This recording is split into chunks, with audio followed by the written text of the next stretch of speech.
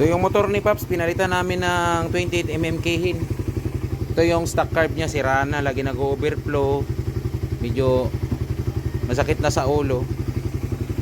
So, yan na, pinalitan na natin.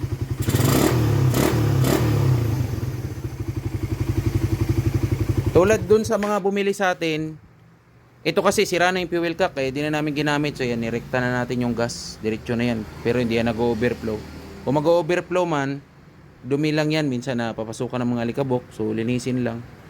Tapos itong manifold, yung ano dyan, yung butas, tinakpan na rin natin.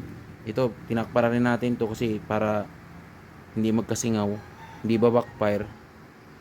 So yan, pagka ganyan na setup, napakasimple lang. Huwag kayo maguguluhan yun sa mga bumili sa atin ng carb.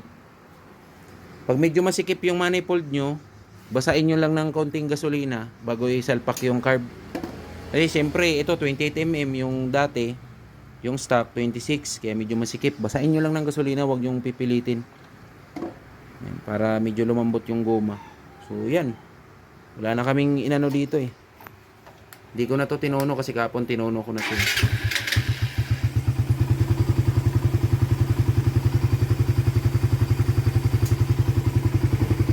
Magagamit na ni Paps yung motor niya ng matino.